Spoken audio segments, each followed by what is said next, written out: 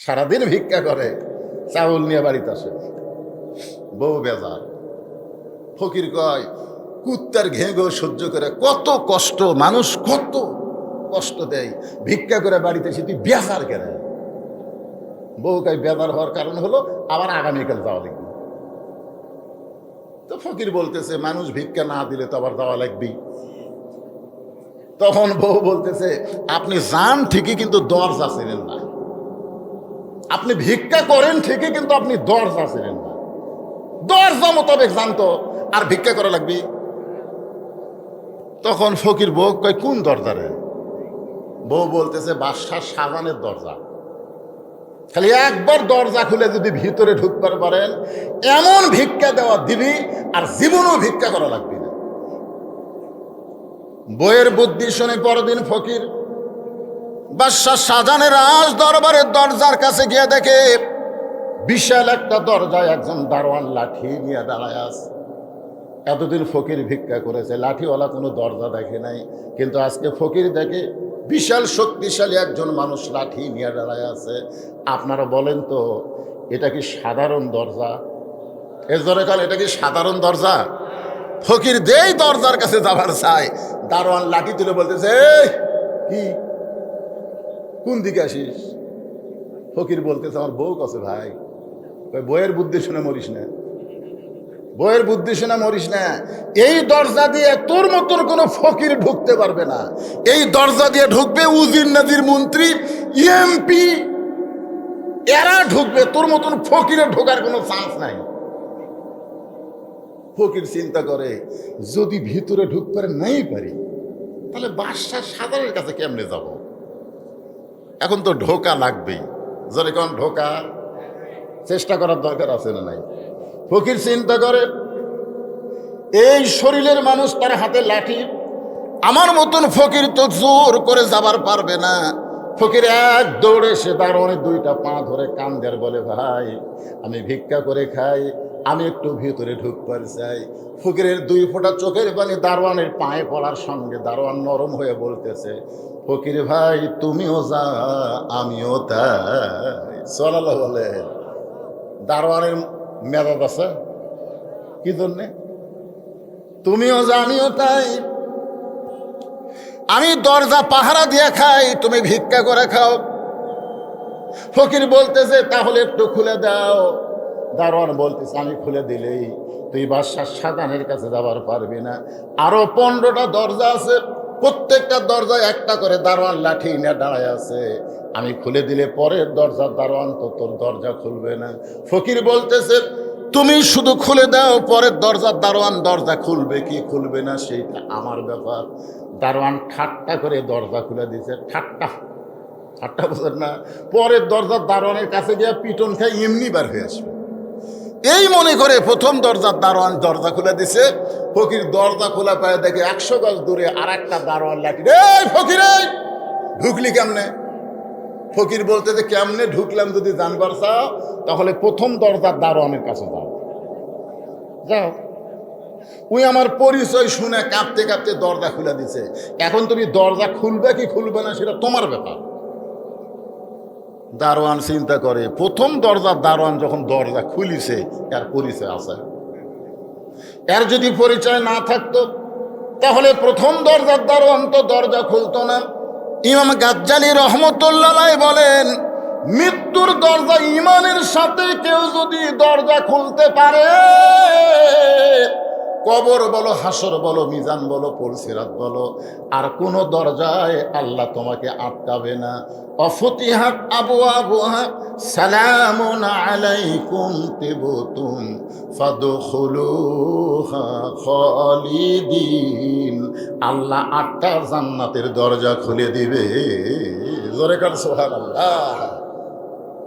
দ্বিতীয় দরজার দারোয়ান দরজা খুলে দিস। একই কায়দায় তৃতীয় দরজার দারোয়ান দরজা খুলেছে। এমন করে সমস্ত দরজা খুলে ফকির রাজ দরবারের মধ্যে ঢুকে গেছে। সুবহানাল্লাহ। রাজ দরবারের মধ্যে ঢুকে গেছে।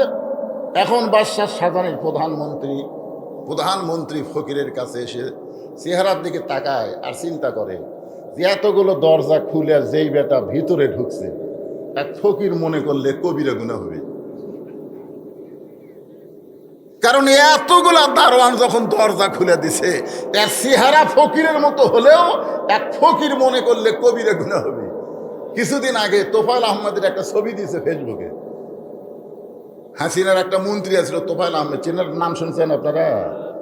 তো ওই ফেসবুকে একটা ছবি দিয়েছে, একটা মরার লাগান ফকিরের মতন, একের মুখ চোখ একের। আমার এলাকার এক লোক বলতেছে, হুজুর এটা কে? আমি বললাম এটা হলো হাসিনার সেই তুখোর নেতা তোফায়েল আহমদ। কই না ফকিরের চাইতেও খারাপ হয়ে গেছে। আরে পাগলা, ফকির মনে করা যাবে? ওই কি ফকির? এ কথা কন না কেন? ওই কি ফকির?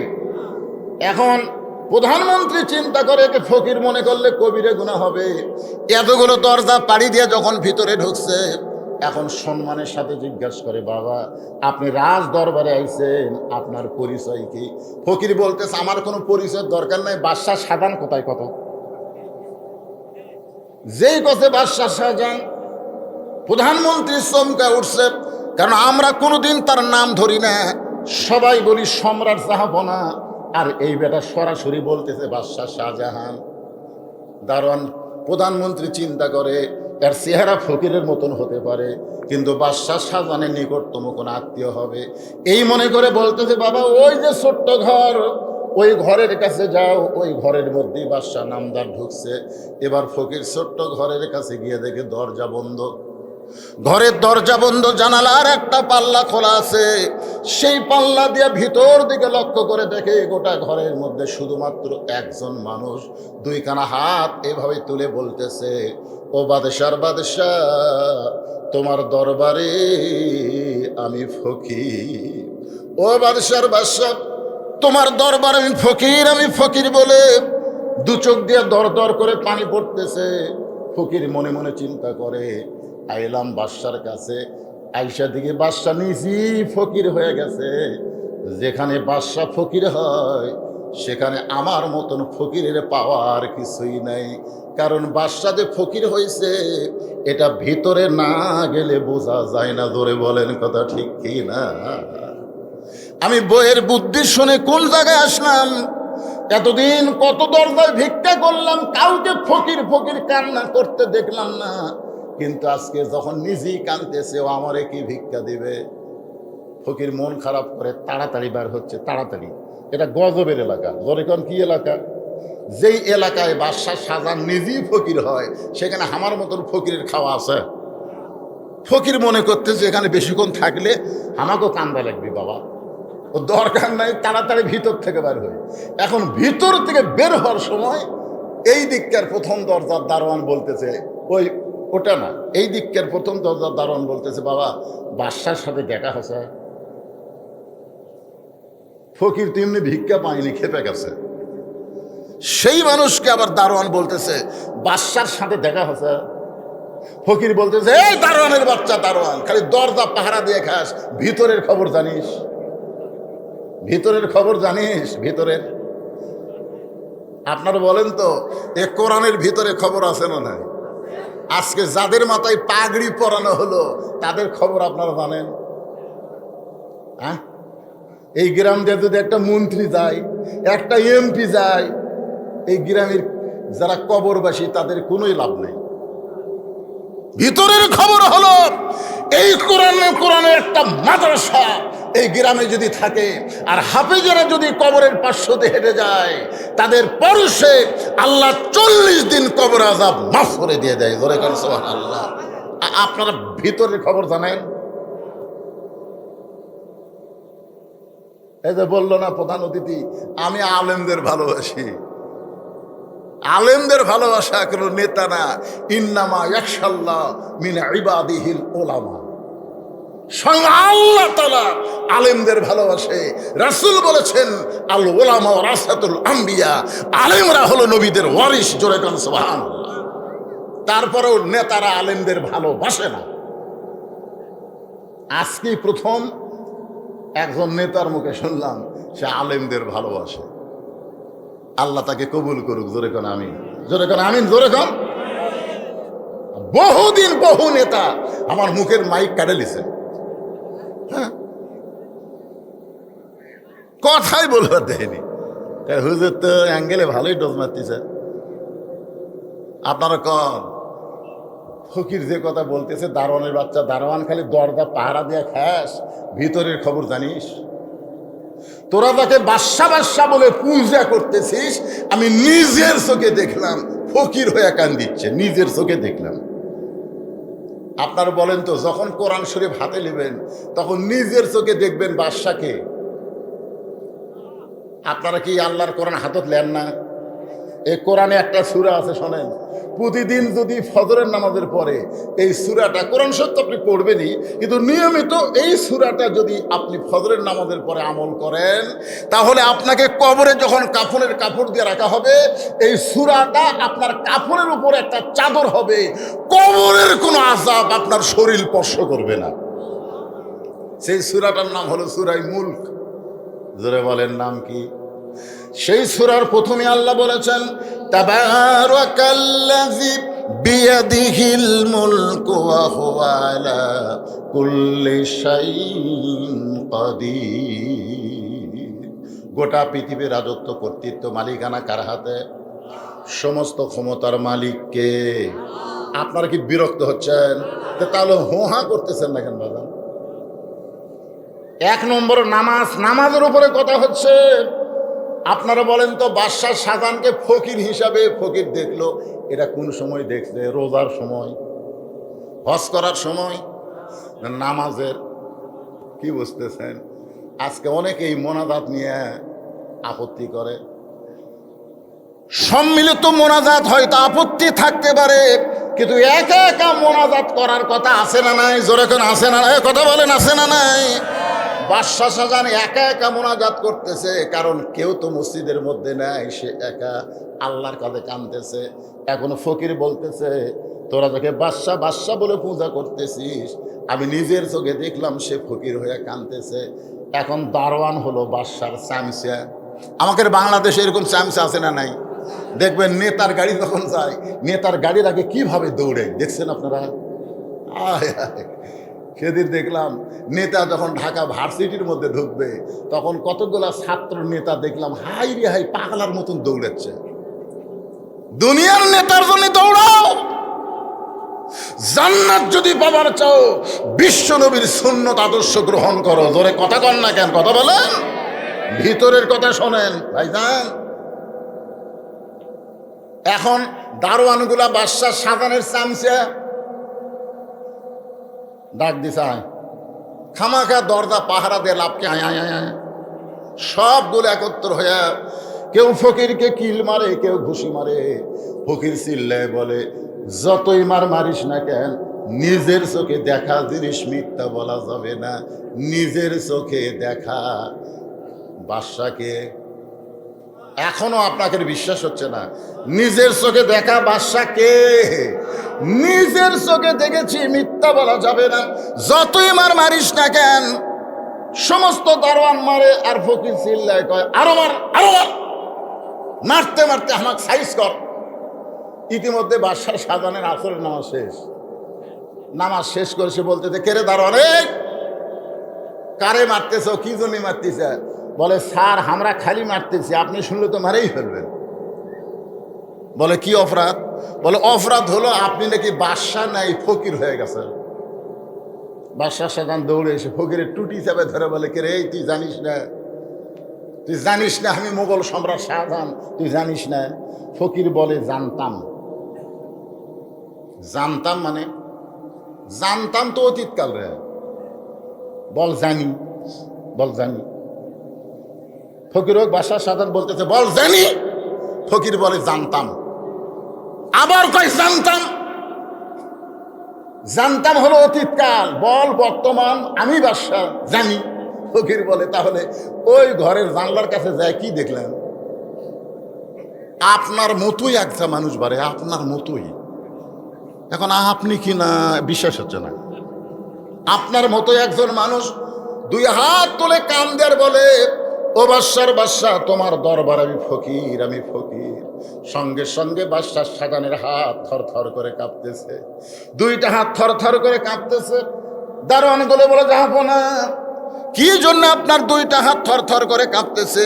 বাদশাহ শাহজাহান বলতেছে, আমি যখন ভিতরে ছিলাম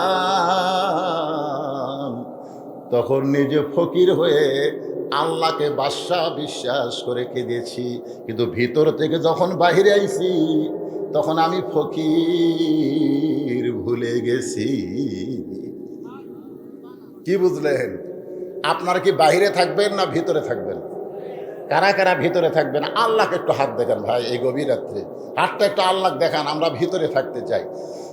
টান টান করে তোলেন, লিল্লাহে তাকবীর। হাত নামান, হাত নামান। এখন বলতেছে ভাই নামাজ শেষ হয়ে গেছে, 40 টাকা খিলেছি ভাই, আরো 10 টাকা বাকি আছে, মনে আছে না ভুলে গেছেন? তখন বেনামাজি বলতেছে ভাই নামাজের মধ্যে এত শান্তি, এটা ভিতরে না ঢুকলে তো আমি বুঝতে পারতাম না। এখন আপনারা বলেন তো নামাজের মধ্যে শান্তি আছে না নাই? যারা 5 ওয়াক্ত নামাজ পড়ে, আপনি যদি কোনো একদিন এশার নামাজ না পড়ে বিছনায় ঘুমাতে যান, যারা 5 ওয়াক্ত নামাজ পড়ে, এই যারা 5 ওয়াক্ত নামাজ পড়ে তারা উত্তর দেন, এশার নামাজ না পড়ে একদিন আপনি বিছনায় ঘুমাতে যাবেন, আপনি ঘুমাতে পারবেন? পারবেন না। যতক্ষণ পর্যন্ত নামাজ আদায় না করবেন আপনার চোখে ঘুম ধরবে না, কারণ আপনি নামাজ ছাড়তে চাইলেও নামাজ আপনাকে ছাড়বে না। ধরে কোন কথা ঠিক কি না?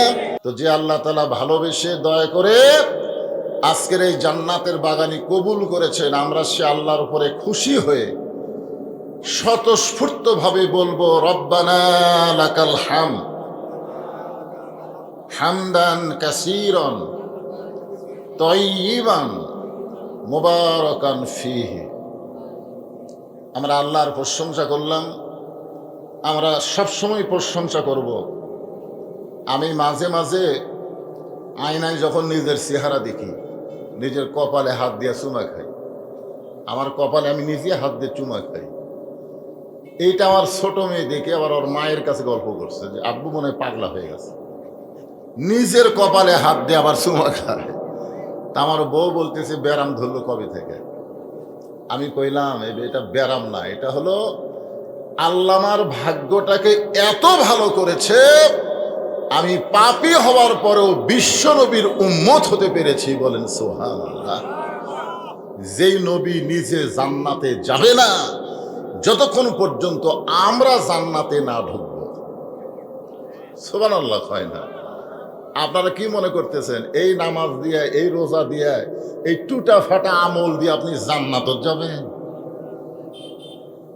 এটা কে শুধলো রে? এটা শুধলো কে? খেরে পাগলা, বক্তার দিকে ঠ্যাং দিয়ে শুয়ে পড়ছিস। আর ভিডিও করুক আর যাই করুক, হ্যাঁ, আপনারা কি মনে করতেছেন যে আমাদের এই আমল দিয়ে আমরা জান্নাতে যাব? যদি আমরা ঠেকে যাই, মনে করেন জান্নাতে যাবার জায়গা মাঝখানে আমরা ঠেকে গেছি, মানে আমরা জান্নাতে যাওয়ার পারতেছি না, ওই সময় বিশ্বাস করেন ওই সময় বাপ মা আত্মীয় স্বজন কেউ আপনার দিকে তাকাবে না, কেউ আপনার দিকে তাকাবে না। ওই সময় শুধু একজন ভাগ্য গুণে আমরা তারই উম্মত। বলেন সুবহানাল্লাহ।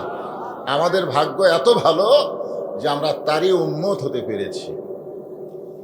আল্লাহ যখন হাকিম হইয়া আমাদেরকে আসামি বানায় বিচার শুরু করবেন, ওই সময় আমাদের নবী উকিল হয়ে, ব্যারিস্টার হয়ে আল্লাহর কাছে আমাদের পক্ষে ওকালতি করে আমাদেরকে সুপারিশ করে জান্নাতে পৌঁছায়া দিবে।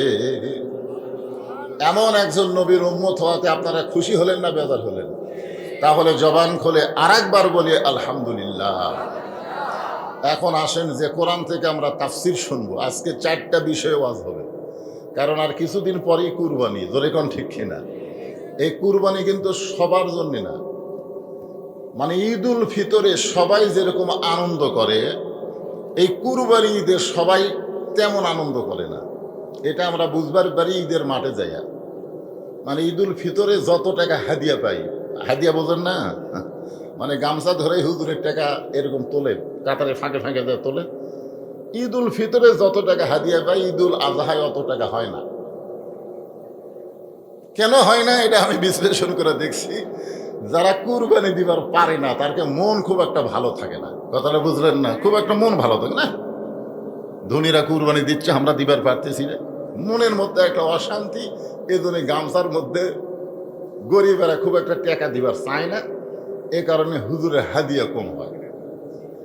এটা কিন্তু একটা জিনিস বোঝানোর জন্য আপনাদেরকে বলতেছি, সেটা হলো এখানে আজকে 4টা বিষয় যে আলোচনা হবে তার মধ্যে 1 নম্বর হচ্ছে নামাজ, 2 নম্বর হচ্ছে কুরবানি, 3 নম্বর হচ্ছে বেঁচে থাকা, 4 নম্বর হলো মরে যাওয়া লিল্লাহি রব্বিল আলামিন, কেবলমাত্র শুধুমাত্র একমাত্র আল্লাহর জন্যে। সুবহানাল্লাহ। হ্যাঁ, আর সূরা কাউসারের মধ্যে আল্লাহ বলেছেন ইন্না আতাইনাকাল কাউসার ফাসাল্লি লিরাব্বিকা ওয়ানহার। যদি তোমরা হাউজে কাউসারের পানি পান করতে চাও তাহলে কমপক্ষে 2টা আমল করা লাগবে, একটা হলো নামাজ, একটা হলো কুরবানি। তো এখন এখানে আমি সূরা কাউসারের আলোচনা করব না, আলোচনা করব যে আয়াতটা তেলাওয়াত করেছি, ইন্না সলাতি ওয়া নুসুকি ওয়া মাহইয়ায়া ওয়া মামাতি লিল্লাহি রাব্বিল আলামিন। এই 4টা বিষয় আজকে আমরা পুরোপুরি একটা তাফসীর শুনবো। আপনারা কি রাজি আছেন? এখন যাদের উপরে কুরবানি ওয়াজিব হয়নি তারা মনে করতে যে হুজুর আমরা না হয় নামাজ পড়ি কিন্তু কুরবানি তো আমরা দেই না। কিন্তু আজকে আপনারা বুঝবেন এই কুরবানি মানে সেই কুরবানি না।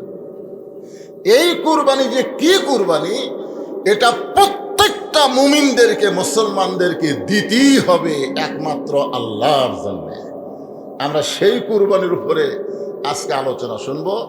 প্রথম শুনবো নামাজ, তারপরে কুরবানি, তারপরে বেঁচে থাকা। আমরা তো বেঁচে আছি না, কি করছেন? বেঁচে আছি না নাই? এরপরে কি? মরে যাওয়া আল্লাহর জন্য। আচ্ছা, মানুষ আল্লাহর জন্যই মরা, এটা কেমন মরা? এই জিনিসটা আজকে আমাদেরকে সুন্দরভাবে শুনতে হবে যে আমরা কি মরতে চাই না চান না? কথা কয় না। কেউ যদি বলে আমি মরবার চাই না, তাই কি মরবি না?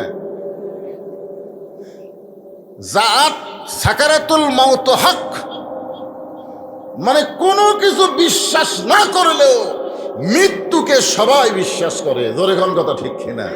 যে বেটা হিন্দু, বৌদ্ধ, খ্রিস্টান আল্লাহকে পুরোপুরি বিশ্বাস না করলে সে যে মরবে এ বিশ্বাস করে। তা আমার সামনে যারা বসে আছেন আপনারা মরা বিশ্বাস করেন না? করেন? এই মরাটা কেমন মরা? এই মরা কিভাবে মরতে হবে? কিভাবে মরলে আমরা মরবই না, অন্ধকার কবরে না গিয়ে সরাসরি জান্নাতের মধ্যে ঢুকবো, সেই মরার খবর আমাদের জানার দরকার আছে না নাই? জোরে কেন আছে না নাই? তো মরার আগেই তো বাঁচা, যেরকম বর্তমানে আমরা বেঁচে আছি, এখন কিভাবে আমরা বেঁচে থাকবো? বেঁচে তো আছি, কিন্তু এভাবে বাঁচিয়া না থাকে, যেভাবে বাঁচিয়া থাকলে আল্লাহ খুশি হবে সেভাবে বেঁচে থাকা দরকার আছে না নাই? তাহলে কয় বিষয়? 1 নম্বর কি? 2 নম্বর? সবাই জোরে বলবেন, এই ছেলেবেলে তো।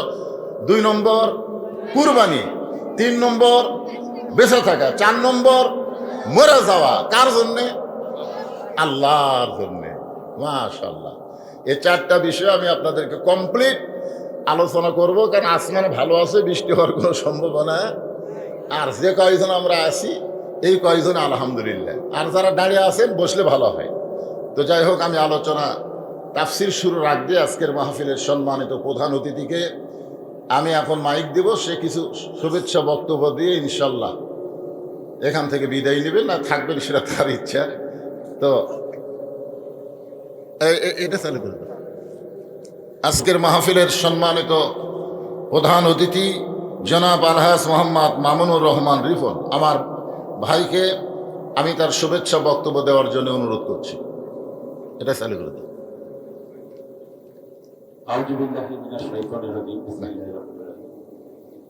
গ্রাম ইমামবাড়ি নুরানী হাফেজিয়া মাদ্রাসা ও লিল্লাহ বোর্ডিং এর উদ্যোগে ৭ম বিশাল তাফসীরুল কোরআন মাহফিল অনুষ্ঠানের সম্মানিত সভাপতি, এই অনুষ্ঠানের সভাপতিত্ব করছেন আমাদের অত্যন্ত শ্রদ্ধেয় অত্র প্রতিষ্ঠানের যিনি দায়িত্বে আলহাজ মোহাম্মদ আব্দুল মালিক এখানে সভাপতিত্ব করছেন।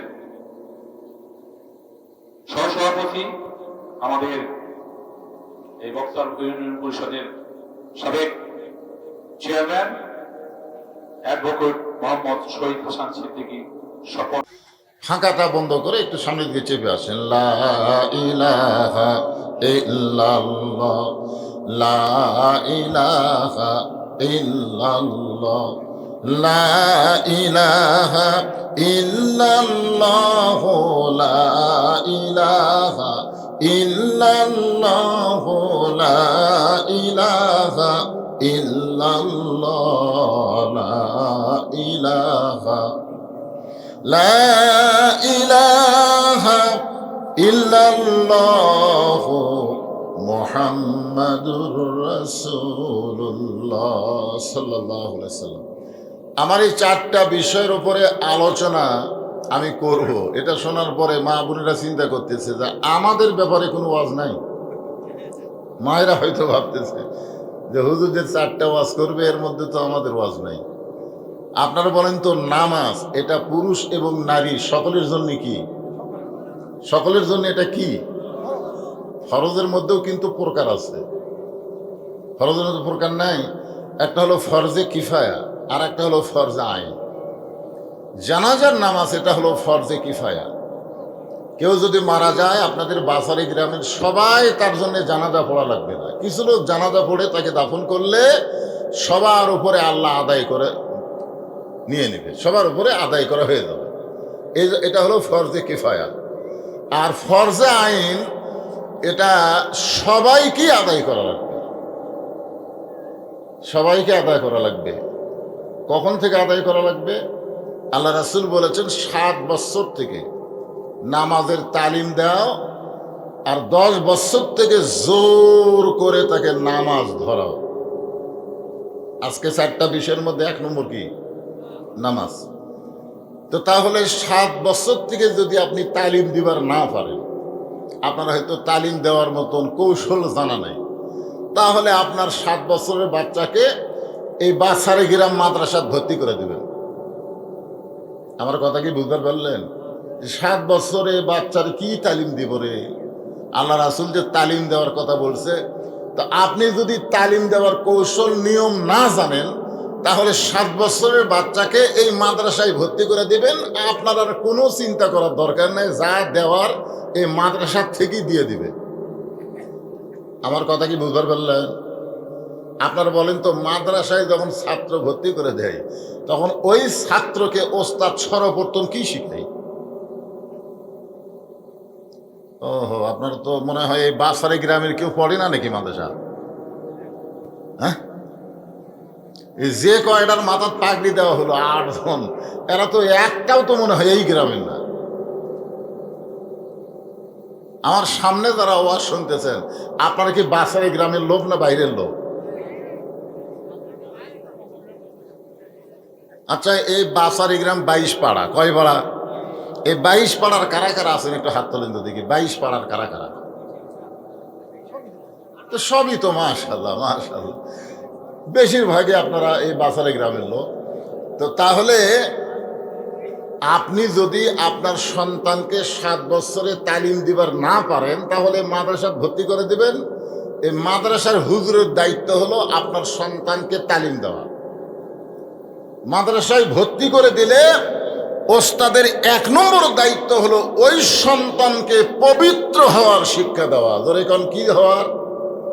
আপনি আপনার বাড়িতে আপনার সন্তানকে পবিত্র হওয়ার শিক্ষা দিবার পারবেন না, খুবই কঠিন। কেমনে পেশাব করা লাগবে, পেশাব করে পানি দেওয়া লাগবে, উযু করা লাগবে, এরকম ঝামেলার মধ্যে আপনি যাবেন? তো যদি যাবার না চান, এই মাদ্রাসায় ভর্তি করে দেন। কারণ আমার তো মাদ্রাসা আছে, আমি জানি এই 6-7 বছরের বাচ্চাকে মাদ্রাসায় ভর্তি করে দিলে হুজুর আগে নিয়ে যায় পেশাবখানায়। কোথায় নিয়ে যায়? পেশাবখানা নিয়ে যায়। কিভাবে পেশাব করা লাগবে?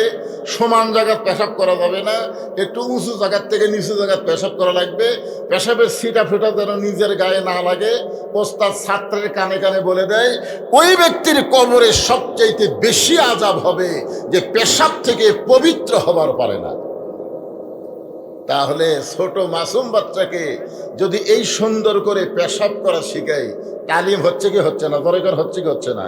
নামাজ পড়বার গেলে শরীর পাক থাকা লাগবে। নামাজ পড়তে গেলে কি পাক? শরীর পাক। জোরে বলেন কি পাক? এক নম্বর হচ্ছে শরীর পাক।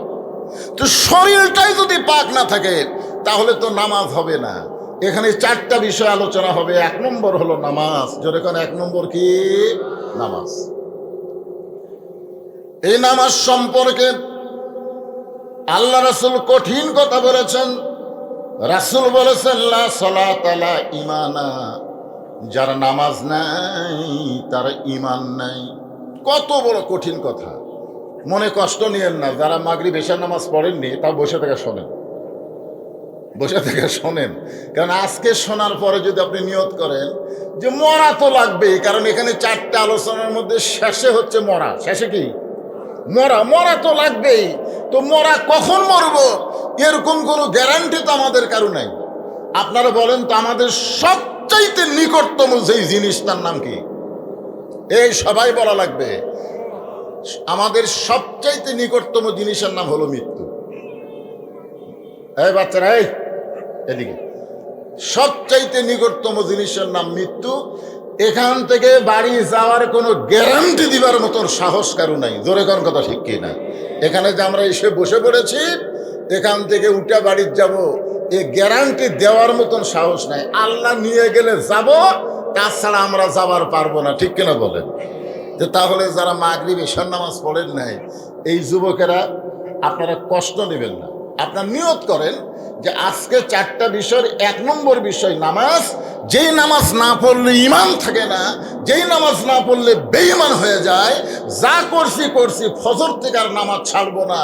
আল্লাহ বলে নিয়ত করা মাত্রই তুই সারা জীবন যত নামাজ পড় না পড়ার গুনাহ হয়েছে, আমি আল্লাহ তাআলা সব মাফ করে দিলাম।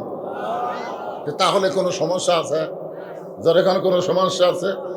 রাসূল বলতেছেন লা সালাত আলা দীনা, যার নামাজ নাই তার কোনো ধর্মও নাই।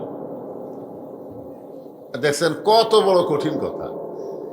আমাদের নবীকে আল্লাহ বলেছেন ওয়ামা আরসালনাকা ইল্লা রাহমাতাল লিল আলামিন।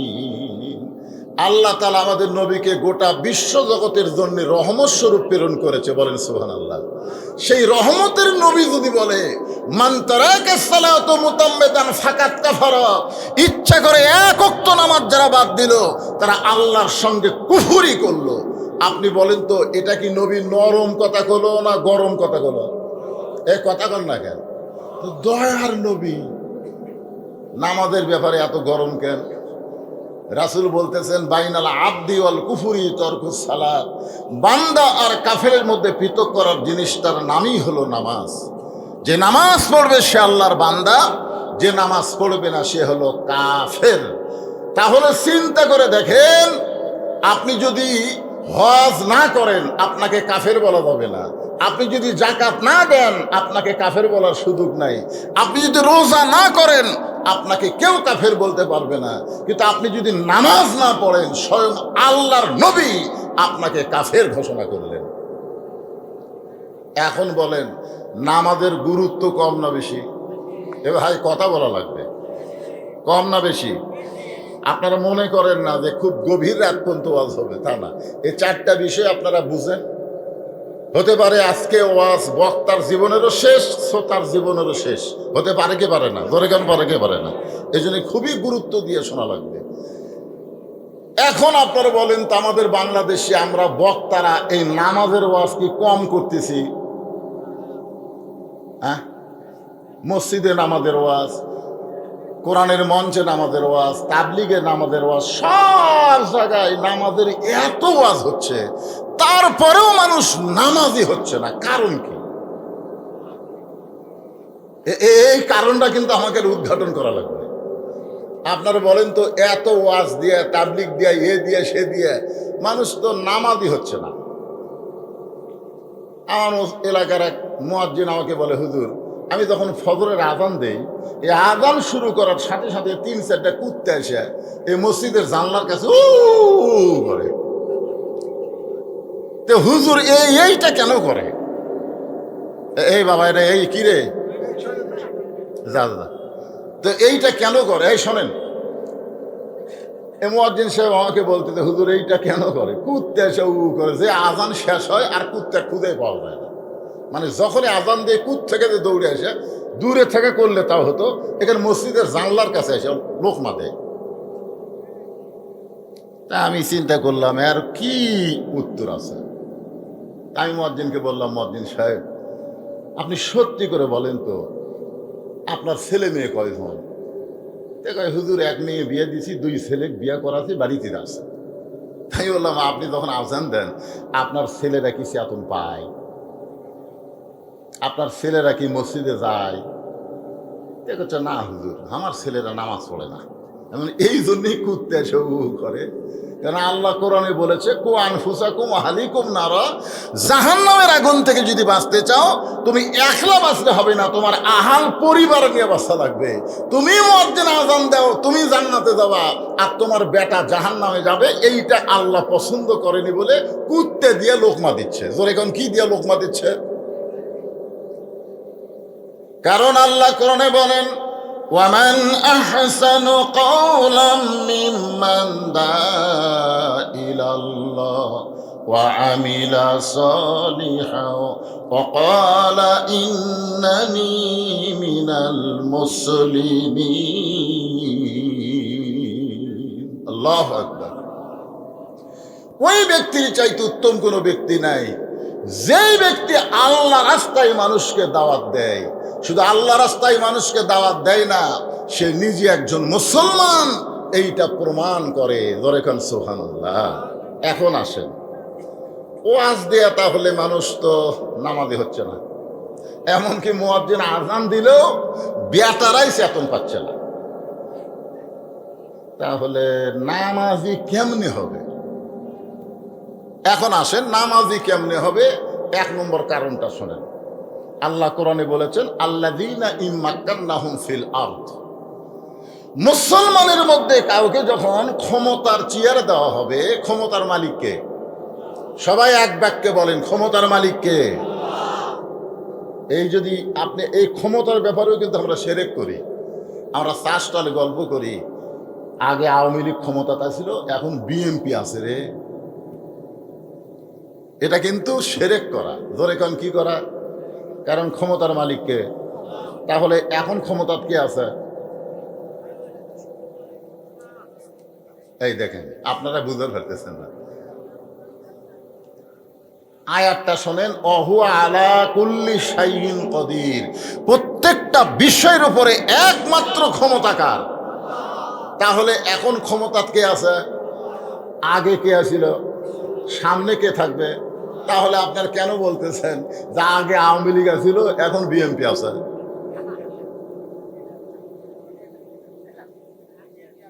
না, এই কথা বলা মাত্রই আপনি বেঈমান হয়ে যাবেন। কারণ আওয়ামী লীগ ক্ষমতায় ছিল না, বিএনপিও ক্ষমতা নেয়। আল্লাহ কাউরে ক্ষমতার চেয়ারে বসায়। ক্ষমতার চেয়ারে বসানোর মালিককে?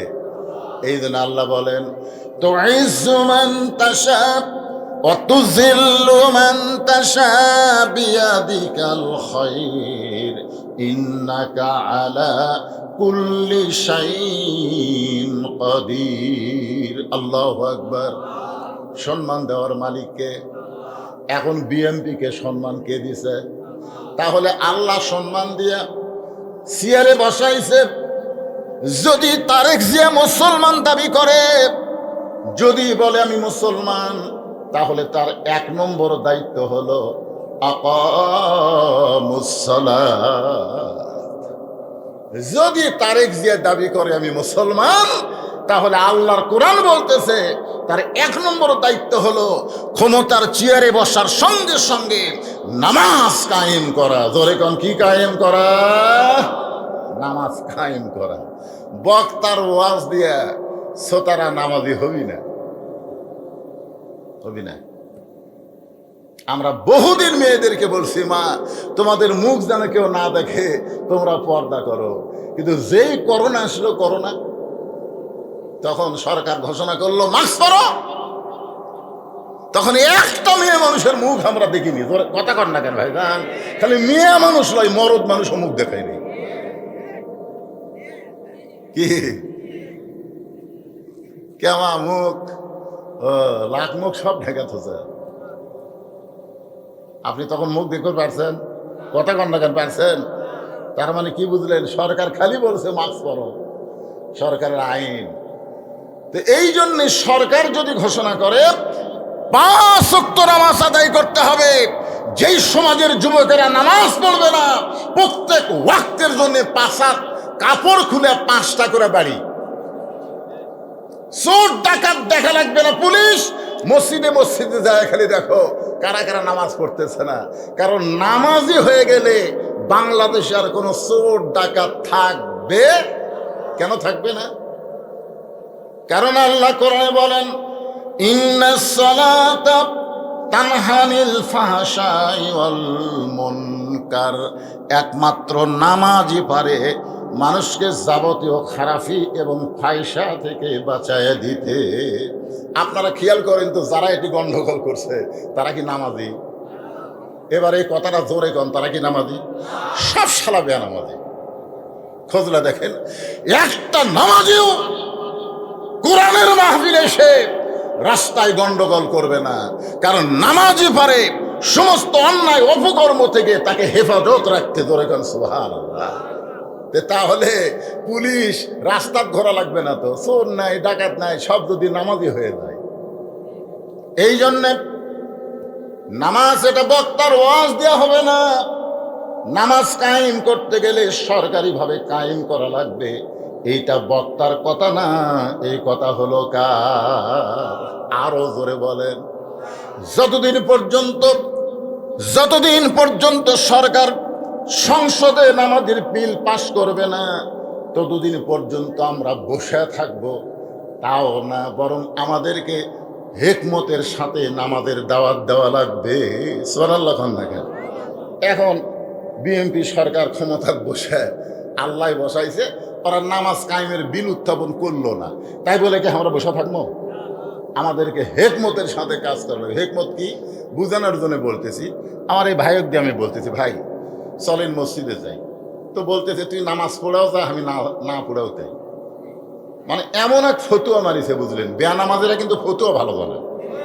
যারা কুরবানি দিবার পারতেছে না, এরা বলতেছে কি জানেন? চাষ করে কুরবানি হবি না, কুরবানি হবি না, কুরবানি বলে হবি না। তুই কুরবানি দিচ্ছু কয় না, তুই হবি না, ফতুয়া কেমনে জানিস? ও নামাজি বেনামাজি সুদারু ঘুষারু ওরা 5 জন মিলে এক গরু কিনছে, হবে? মানে সুদারু ঘুষারু বেনামাজি নামাজি এই 5 জন মিলে এক গরু কিনে কুরবানি দিচ্ছে, কারণ হুজুর হবে। তাই বললাম তুই কি মুক্তি? তো কয় না, হবি না, তুই কাটতে শুনলি। হুজুর ফতুয়া দিছে। কোন হুজুর ফতুয়া দিল? কই পূর্বপাড়া মসজিদের ইমাম। পূর্বপাড়া মসজিদের ইমামের কাছে গিয়ে বললাম, কে ভাই তুই কি কুরবানি দেশ? কয় না, আমি গরিব মানুষ হুজুর, তা আমি কুরবানি কোথা থেকে দেবো? ফতুয়া মারিস। দেখবেন যে আলেম কুরবানি জীবনে দিবার পারে না, ওই কুরবানির বিরুদ্ধে ফতুয়া বেশি মারে। কথা কর না কেন? কথা। বাংলাদেশের শতকরা 80% আলেম কুরবানি দিবার পারে না, কিন্তু ওরকে ফতুয়া আছে। কারণ বাংলাদেশের অধিকাংশ ইমামই তো গরিব মানুষ, মাস গেলে 6,000 টাকা বেতন পায়, তুই কুরবানি কোথায় দিবি? তা আমি যেটা বলতেছি একটু খেয়াল করেন। আগে নামাজের কথা বলতেছি, এখন হিকমত। তো এখন বলতেছি ভাই চলেন মসজিদে যাই। ওই আমার ফতুয়া দিতে তুই নামাজ পড়াও যা, আমি না পড়েও তাই। তুই দেখা কোন দিক দিয়ে তুই আমার চাইতে ভালো। বেনামাজি বলতেছে তোর জমির ধারে আমার জমি, একই জায়গা, আমরা 2 জন ধান আবাদ করলাম, তোর কয় মন করা হসা? নামাজি বলতেছে আমার 21 মন, বেনামাজি কয় আমার 24 মন। নামাজির হসে বিঘাকে 21 মন আর বেনামাজির 24 মন।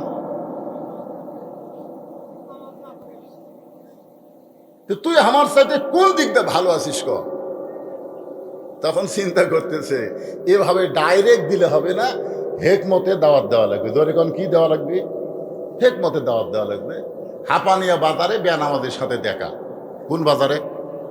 হাঁপানিয়া বাজারে ওই বেনামাজির সাথে দেখা। 4টার সময় বলতেছে ভাই চলেন যাই। বেনামাজি বলতেছে এখন কোন নামাজ? কে রে, আসরের নামাজ তো 5টার সময়, তুই 4টার সময় হাত ধরলু, এখন কোন নামাজ? তো বলে ভাই নামাজ না, ওই জীবনে তুই তো নামাজ ছাড়া আমার হাত ধরিস না। বলতেছে ভাই আর তোমাকে আমি কান ধরে তওবা করছি, আর কোনোদিন তোমার নামাজের কথা শোনো না, কারণ তুমি নামাজ না পড়াই যদি আমার চাইতে ভালো থাকো তো খামা খা, তোমাকে নামাজের কথা বলে লাভ কি? তো তাহলে হাত ধরলি কেন? বলে হাত ধরার কারণ হলো তোমাকে একটু চা খিলাবো। ধরে কোন কি খিলাবি? আপনারা বলেন তো, নামাজের কথা বললে যে গরম হয়, চা খাওয়ার কথা শুনলে সেই গরম হবে? তখন বলতে যে ভাই তুমি আবার চা খিলাবার পারো? পারি ভাই, চলেন যাই। এখন বেনামাজের হাত ধরে চার স্টলে গিয়া বলতে যে ভাই দেন, নেমকি দেন, পেঁয়াজি দেন, যা ভালো ভালো আছে সবই দেন। বেনামাজি বলতে যে ভাই কত খাওয়াবেন? বলে নিয়ত করছি 50 টাকা। কয় টাকা? 50 টাকা খাওয়ানোর নিয়ত করছি। এখন খাইতে খাইতে 40 টাকা যেই খাওয়া হয়েছে তখনই আসরের আজান দিছে।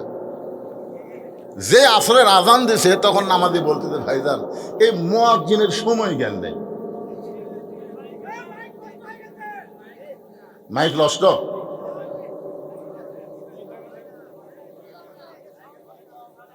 এ বাবা দেখো তো, দেখো ওইদিকে সাউন্ড হয় না কেন? একটু খেয়াল করেন, একটু কিছু শোনা যাচ্ছে তো? যাচ্ছে না? মাশাআল্লাহ, একটু খেয়াল করো বাবা, খুবই গুরুত্বপূর্ণ 4টা বিষয় আজকে আমরা আলোচনা শুনবো ইনশাল্লাহ। তো এখন মুয়াজ্জিনের দোষ ধরতে যে কে, বেনামাজি না নামাজি? নামাজি বলতেছে মুয়াজ্জিনের আক্কেল নেই। কে আর 5টা মিনিট পরে আজান দে, 50 টাকা খাই, এই 40 টাকা খাওয়া হতে আজান দেওয়া লাগলো। তখন বেনামাজি বলতেছে ভাই এরকম কথা বলা ঠিক না। দেখেন বেনামাজি বলতেছে নামাজিকে এরকম কথা বলা ঠিক না, মুয়াজ্জিন টাইম মতে আজান দেয়। তখন বলতেছে ভাই তাহলে আপনি একটু বসে থাকেন, আমি খালি যাবো, আসরের নামাজ পড়তে খুব বেশি সময় লাগে না, আসরের নামাজ বেশি লাগে না, কারণ আজান শোনার পরে আমি নামাজি তো আর 4 স্টলে বসে থাকতে পারি না। ভাই আপনি খালি বসে থাকেন, আমি যাবো 4 রাকাত নামাজ পড়ে 10 মিনিটের মধ্যে ফেরত আসতেছি, আসার পরে আরো 10 টাকা তোমাকে খাওয়াবো। এই কথা বলে নামাজি যখন যাবার চাই, বেনামাজি খফ করে হাত ধরছে। হাত ধরে বলতেছে ভাই আমাকে বলবেন না।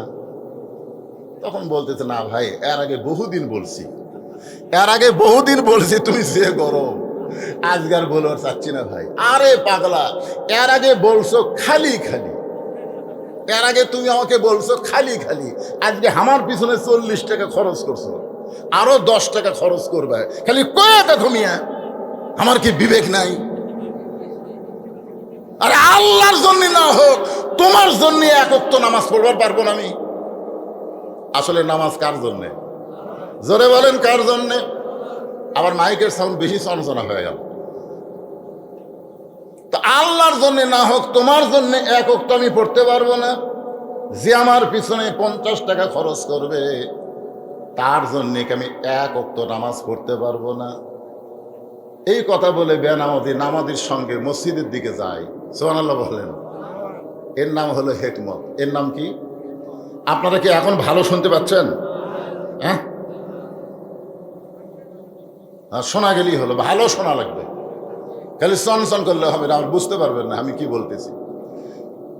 এখন বেনামাজি নামাজির সঙ্গে মসজিদ দিকে যখন রওনা দিয়েছে, এমন সময় নামাজি বলতেছে ভাইজান এতদিন খালি নামাজের কথা বলতেই তুমি যে গরম, আজকে আমি আর একটা কথা বলবার চাই।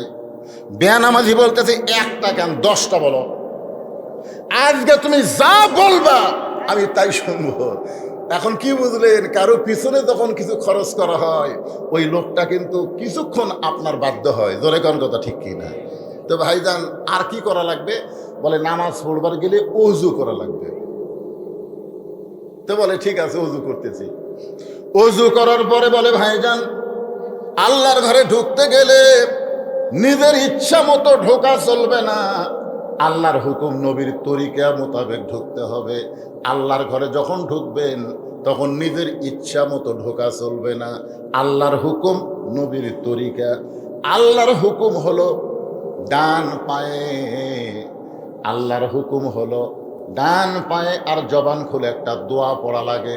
আপনার যখন মসজিদে ঢোকেন তখন একটা দোয়া পড়েন, পড়েন। আচ্ছা, এটার বাংলা অর্থ কি জানেন? না, এই যে দোয়াটা যে আপনারা আরবিতে পড়েন, আল্লাহুম্মা ফতাহলি আবওয়াবা রহমাতি, এই দোয়াটার বাংলা অর্থ যদি আপনি জানতেন তাহলে মসজিদের মধ্যে যায় ঘড়ির দিকে একবারও আপনার চোখ যেত না। মসজিদের মধ্যে ঢুকলেই আপনি এমন একটা আল্লাহর রহমতে ভিতরে আবদ্ধ হয়ে যাবেন, আনতাবুদুল্লাহ কাআন্নাকা তারাহু ফাইন লাম তাকুন তারাহু ফাইন্নাহু ইয়ারাকা। দরেকান সুবহানাল্লাহ। আল্লাহুম্মা ফতাহলি আবওয়াবা রহমাতিক। যে দরজা দিয়ে আপনি ঢুকতেছেন এই দরজা হলো রহমতের দরজা। ডান পায়ে যেই মাত্র বেনামাজি বারান্দায়, নামাজি এক দৌড়ে সামনে কাতারে গিয়া আল্লাহর কাছে বলতেছে, আল্লাহ আমার দায়িত্ব শেষ, তোমার দায়িত্ব শুরু। সুবহানাল্লাহ। নামাজি আল্লাহকে বলতেছে, আল্লাহ আমার দায়িত্ব শেষ, আমার দায়িত্ব হলো বেনামাজি বান্দাকে তোমার ঘরের মধ্যে ঢুকাইয়া দেওয়া, আর তোমার দায়িত্ব হলো হেদায়েত দেওয়া। আপনারা বলেন তো বান্দার দায়িত্ব কি? এই হুজুররা কি লাভ দিয়ে উঠলো কেরা?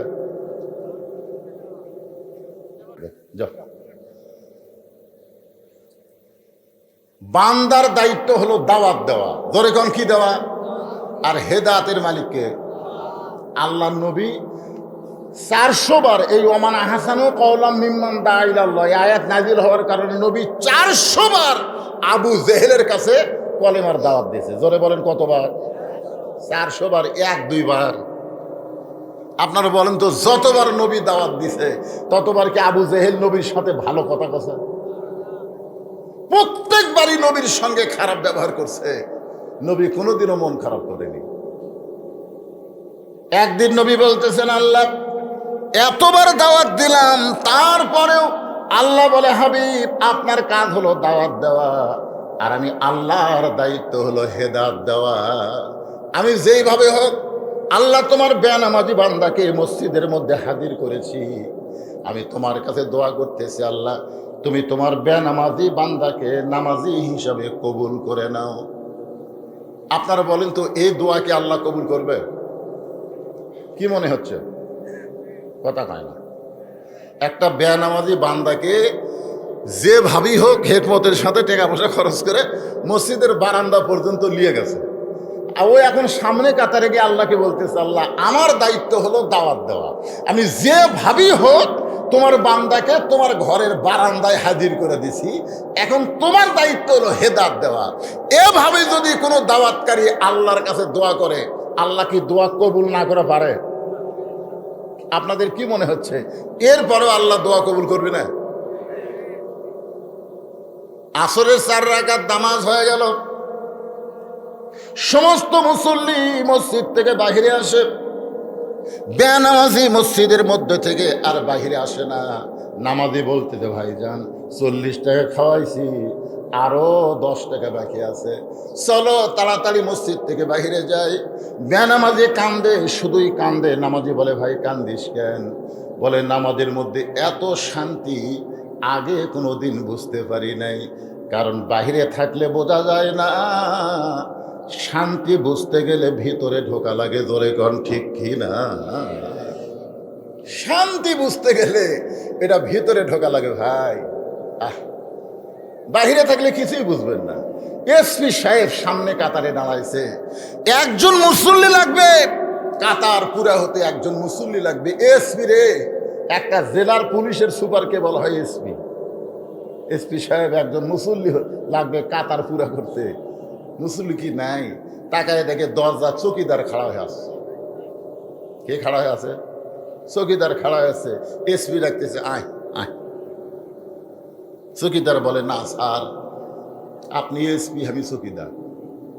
এসপি বলতেছে পাগলা, ওটা বেড়ার কথা, ওটা বাহিরের কথা। আমি এসপি, তুই চকিদার, ওটা হলো বাহিরের কথা, ভিতরের কথা হলো আলাদা। আয় চকিদার বুঝবার পারে না, তাই ভিতরের আবার কি আলাদা কথা রে। এসপি বলতেছে আয়, চকিদার ভয়ে যায় না। এসপি নিজেই জায়গা ছাড়ে, নিজেই সামনে কাতার ছাড়ে চকিদারের ডারে আসে হাত ধরে, ডাকি তুই যাস একে টেনে নিয়েছে এসপির কাছে খাড়া করছে, তা আমার পায়ের গোড়ালির সঙ্গে গোড়ালি মিল করে খাড়া হয়। চকিদার বলে না স্যার, আপনার গোড়া তেল তেলা, আমার গোড়া ফাটা। যদি গোড়ার সাথে গোড়া ঘষ্টন খায় আপনি কষ্ট পাবেন। এসপি বলে পাগল, এটা আল্লাহর ঘর, এর ভিতরে ঢুকলে এসপি চকিদার থাকে না। আমরা দুই ভাই কাদের সঙ্গে কাঁধ মিলাইয়া জামাত করতে চাই। ধরে কান সুবহানাল্লাহ। চকিদার কান্দের বলে আল্লাহ, ভিতরে এত শান্তি, এটা না ঢুকলে বোঝা যায় না।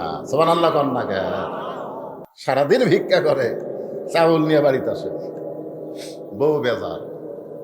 ফকির কয় কুত্তার ঘেঁঘো সহ্য করে কত কষ্ট, মানুষ কত কষ্ট দেয়, ভিক্ষা করে বাড়িতে এসে তুই বেজার কেন? বউ কয় বেজার হওয়ার কারণ হলো আবার আগামীকাল যাওয়া লাগবে। তো ফকির বলতেছে মানুষ ভিক্ষা না দিলে তো আবার যাওয়া লাগবেই।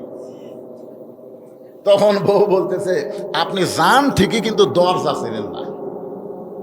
আপনি ভিক্ষা করেন ঠিকই, কিন্তু আপনি দরজা ছিলেন না। দরজা মোতাবেক জানতো আর ভিক্ষা করা লাগবে। তখন ফকির বউ কয় কোন দরজা রে?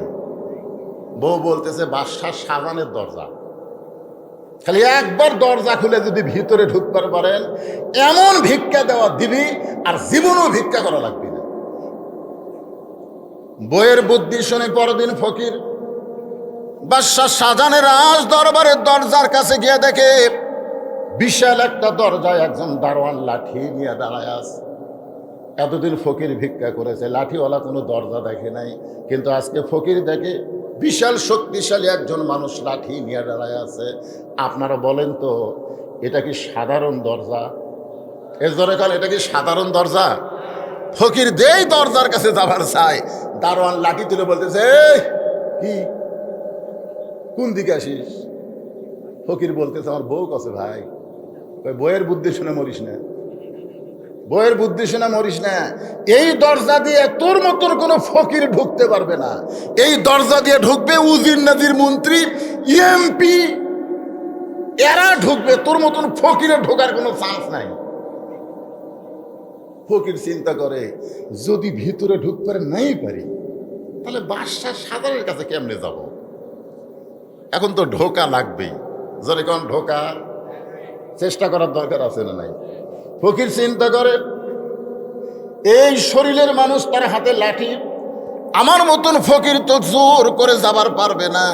ফকির এক দৌড়ে সে দারোয়ানের দুইটা পা ধরে কান্দের বলে ভাই আমি ভিক্ষা করে খাই, আমি একটু ভিতরে ঢুকতে চাই। ফকিরের দুই ফোঁটা চোখের পানি দারোয়ানের পায়ে পড়ার সঙ্গে দারোয়ান নরম হয়ে বলতেছে ফকির ভাই তুমিও যা আমিও তাই। সাল্লাল্লাহু বলে দারোয়ানের মেজাজ আছে কি জন্যে? তুমিও যা আমিও তাই। আমি দরজা পাহারা দিয়ে খাই, তুমি ভিক্ষা করে খাও। ফকির বলতেছে তাহলে একটু খুলে দাও। দারোয়ান বলতেছে আমি খুলে দিলেই তুই বাদশার সাজানের কাছে যাবার পারবি না। আরো 15টা দরজা আছে, প্রত্যেকটা দরজায় একটা করে দারোয়ান লাঠি নিয়ে দাঁড়ায় আছে। আমি খুলে দিলে পরের দরজার দারোয়ান তো তোর দরজা খুলবে না। ফকির বলতেছে তুমি শুধু খুলে দাও, পরের দরজার দারোয়ান দরজা খুলবে কি খুলবে না সেইটা আমার ব্যাপার। দারোয়ান ঠাট্টা করে দরজা খুলে দিয়েছে। ঠাট্টা বোঝেন না? পরের দরজার দারোয়ানের কাছে গিয়ে পিটন খাই এমনি বার হয়ে আসবে, এই মনে করে প্রথম দরজার দারোয়ান দরজা খুলে দিছে। ফকির দরজা খোলা পায় দেখে 100 গজ দূরে আর একটা দারোয়ান লাঠি, এই ফকির ঢুকলি কেমনে? ফকির বলতে যে কেমনে ঢুকলাম যদি জানবার চাও তাহলে প্রথম দরজার দারোয়ানের কাছে যাও। ওই আমার পরিচয় শুনে কাঁপতে কাঁপতে দরজা খুলে দিছে। এখন তুমি দরজা খুলবে কি খুলবে না সেটা তোমার ব্যাপার। দারোয়ান চিন্তা করে, প্রথম দরজার দারোয়ান যখন দরজা খুলিছে, এর পরিচয় আছে। এর যদি পরিচয় না থাকতো তাহলে প্রথম দরজার দারোয়ান তো দরজা খুলতো না। ইমাম গাজ্জালী রহমতুল্লাহ বলেন, মৃত্যুর দরজা ইমানের সাথে কেউ যদি দরজা খুলতে পারে, কবর বলো, হাসর বলো, মিজান বলো, পুলসিরাত বলো, আর কোন দরজায় আল্লাহ তোমাকে আটকাবে না। অফতিহাত আবওয়াবুহা সালামুন আলাইকুম তিবতুম ফাদখুলুহা খালিদিন। আল্লাহ 8টা জান্নাতের দরজা খুলে দিবে। জোরে কার সুবহানাল্লাহ। দ্বিতীয় দরজার দারোয়ান দরজা খুলে দিস। একই কায়দায় তৃতীয় দরজার দারোয়ান দরজা খুলেছে। এমন করে সমস্ত দরজা খুলে ফকির রাজ দরবারের মধ্যে ঢুকে গেছে। সুবহানাল্লাহ খান। রাজ দরবারের মধ্যে ঢুকে গেছে।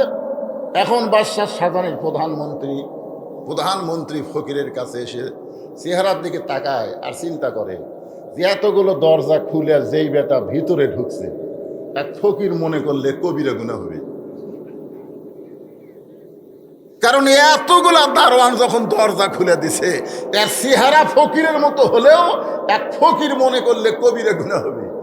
কিছুদিন আগে তোফায়েল আহমেদের একটা ছবি দিয়েছে ফেসবুকে। হাসিনার একটা মন্ত্রী আছিল তোফায়েল আহমেদ, চেনার নাম শুনছেন আপনারা? তো ওই ফেসবুকে একটা ছবি দিয়েছে, একটা মরার লাগান ফকিরের মতন, একের মুখ চোখ একের। আমার এলাকার এক লোক বলতেছে, হুজুর এটা কে? আমি বললাম এটা হলো হাসিনার সেই তুখোর নেতা তোফায়েল আহমদ। কই না ফকিরের চাইতেও খারাপ হয়ে গেছে। আরে পাগলা, ফকির মনে করা যাবে? কি ফকির? এ কথা কর না কেন? ওই কি ফকির? এখন প্রধানমন্ত্রী চিন্তা করে যে ফকির মনে করলে কবিরে গুনাহ হবে। এতগুলো দরজা পাড়ি দিয়ে যখন ভিতরে ঢুকছে, এখন সম্মানের সাথে জিজ্ঞাসা করে, বাবা আপনি রাজ দরবারে আইছেন, আপনার পরিচয় কি? ফকির বলতেছে, আমার কোনো পরিচয়ের দরকার নাই। বাদশাহ শাহজাহান কোথায়? কত যেই কথা বাদশাহ শাহজাহান, প্রধানমন্ত্রী চমকা উঠছে। কারণ আমরা কোনোদিন তার নাম ধরি না, সবাই বলি সম্রাট জাহাপনা, আর এই বেটা সরাসরি বলতেছে বাদশাহ শাহজাহান। দারোয়ান প্রধানমন্ত্রী চিন্তা করে এর চেহারা ফকিরের মতন হতে পারে, কিন্তু বাদশাহ শাহজাহানের নিকটতম কোনো আত্মীয় হবে। এই মনে করে বলতেছে, বাবা ওই যে ছোট্ট ঘর, ওই ঘরের কাছে যাও। ওই ঘরের মধ্যেই বাদশাহ নামদার ঢুকছে। এবার ফকির ছোট্ট ঘরের কাছে গিয়ে দেখে দরজা বন্ধ। ঘরের দরজা বন্ধ, জানালার একটা পাল্লা খোলা আছে। সেই পাল্লা দিয়ে ভিতর দিকে লক্ষ্য করে দেখে গোটা ঘরের মধ্যে শুধুমাত্র একজন মানুষ দুইখানা হাত এভাবে তুলে বলতেছে, ও বাদশার বাদশাহ, তোমার দরবারে আমি ফকির। ও বাদশার বাদশাহ, তোমার দরবারে আমি ফকির। আমি ফকির বলে দু চোখ দিয়ে দর দর করে পানি পড়তেছে। ফকির মনে মনে চিন্তা করে, আইলাম বাদশার কাছে, আইসা দিকে বাদশা নিজেই ফকির হয়ে গেছে। যেখানে বাদশা ফকির হয় সেখানে আমার মতন ফকিরের পাওয়ার কিছুই নাই। কারণ বাদশা যে ফকির হয়েছে এটা ভিতরে না গেলে বোঝা যায় না। ধরে বলেন কথা ঠিক কি না? আমি বইয়ের বুদ্ধি শুনে কোন জায়গায় আসলাম? এতদিন কত দরজায় ভিক্ষা করলাম, কাউকে ফকির ফকির কান্না করতে দেখলাম না। কিন্তু আজকে যখন নিজেই কাঁদতেছে, ও আমারে কি ভিক্ষা দিবে? ফকির মন খারাপ করে তাড়াতাড়ি বার হচ্ছে। তাড়াতাড়ি, এটা গজবের এলাকা। জরিকন কি এলাকা? যেই এলাকায় বাদশাহ শাহজাহান নিজেই ফকির হয়, সেখানে আমার মতন ফকিরের খাওয়া আছে?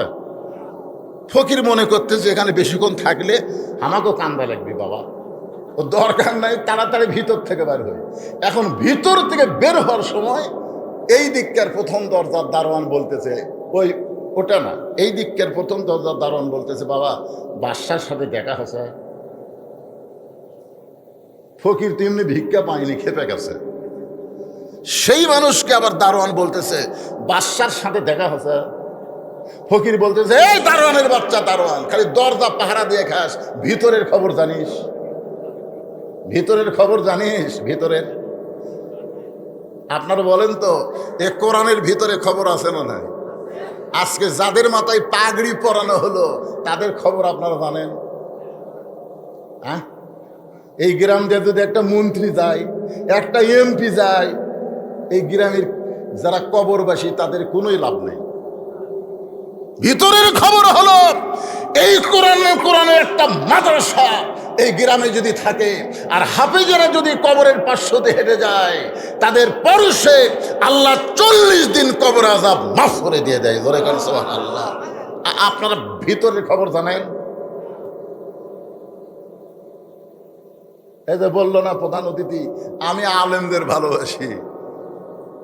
আলেমদের ভালোবাসা কোনো নেতা না। ইন্নামা ইয়াখশাল্লাহ মিন ইবাদিহিল উলামা। স্বয়ং আল্লাহ তাআলা আলেমদের ভালোবাসে। রাসূল বলেছেন আল উলামা ওয়ারাসাতুল আম্বিয়া, আলেমরা হলো নবীদের ওয়ারিস। জোরে কান সুবহানাল্লাহ। তারপরেও নেতারা আলেমদের ভালোবাসে না।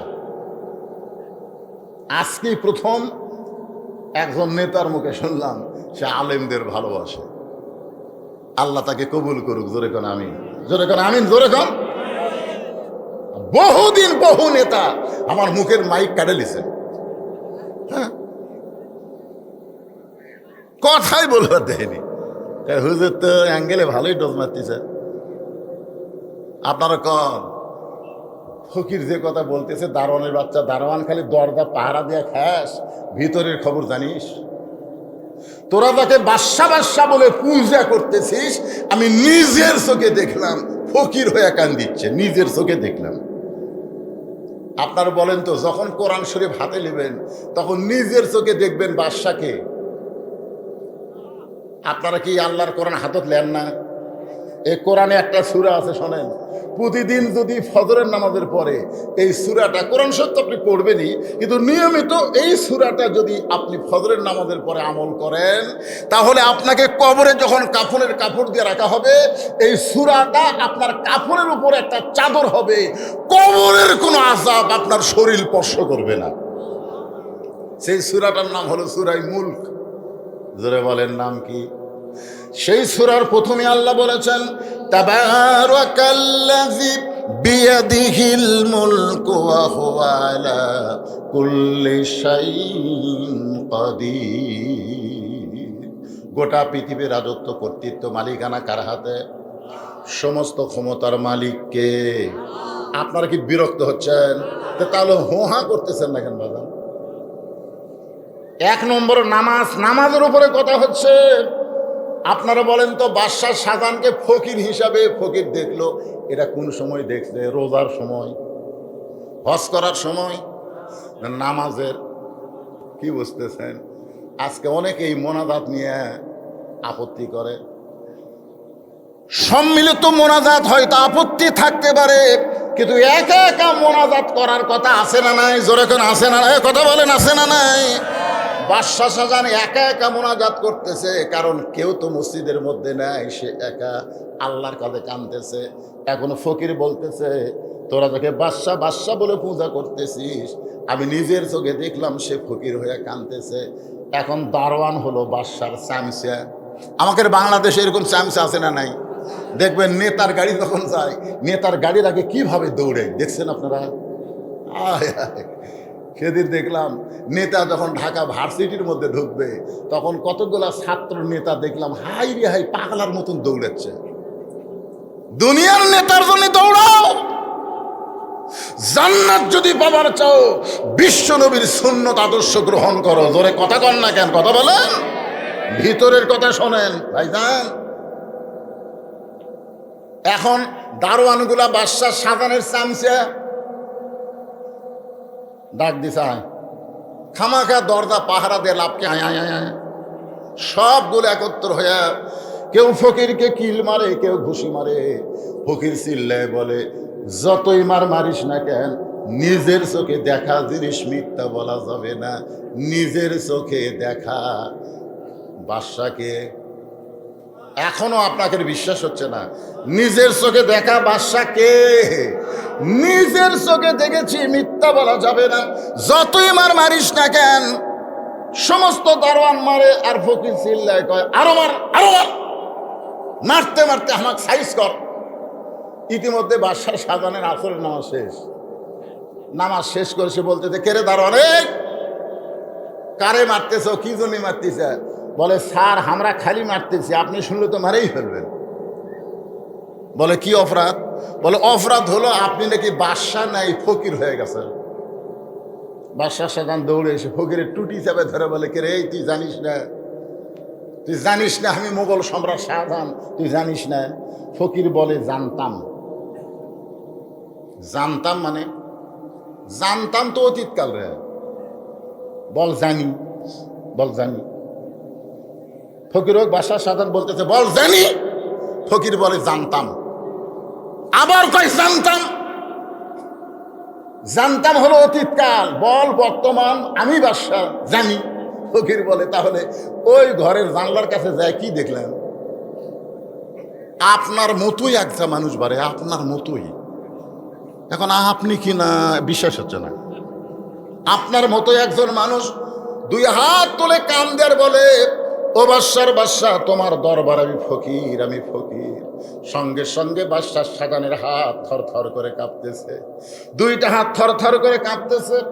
দারোয়ান বলে বলে যাবো না, কি জন্য আপনার দুইটা হাত থর থর করে কাঁপতেছে? বাদশাহ শাহজাহান বলতেছে আমি যখন ভিতরে ছিলাম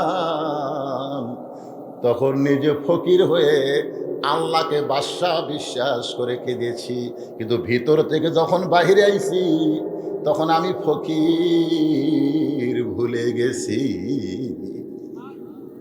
কি বুঝলেন? আপনারা কি বাহিরে থাকবেন না ভিতরে থাকবেন? কারা কারা ভিতরে থাকবেন? আল্লাহকে একটু হাত দেখান ভাই, এই গভীর রাত্রে হাতটা একটু আল্লাহ দেখান। আমরা ভিতরে থাকতে চাই। টান টান করে তোলেন, লিল্লাহে তাকবীর। হাত নামান, হাত নামান। এখন বলতেছে ভাই নামাজ শেষ হয়ে গেছে, 40 টাকা খিলেছি ভাই, আরো 10 টাকা বাকি আছে, মনে আছে না ভুলে গেছেন? তখন বেনামাজি বলতেছে ভাই নামাজের মধ্যে এত শান্তি, এটা ভিতরে না ঢুকলে তো আমি বুঝতে পারতাম না। এখন আপনারা বলেন তো নামাজের মধ্যে শান্তি আছে না নাই? যারা 5 ওয়াক্ত নামাজ পড়ে, আপনি যদি কোনো একদিন এশার নামাজ না পড়ে বিছনায় ঘুমাতে যান, যারা 5 ওয়াক্ত নামাজ পড়ে, এই যারা 5 ওয়াক্ত নামাজ পড়ে তারা উত্তর দেন, এশার নামাজ না পড়ে একদিন আপনি বিছনায় ঘুমাতে যাবেন, আপনি ঘুমাতে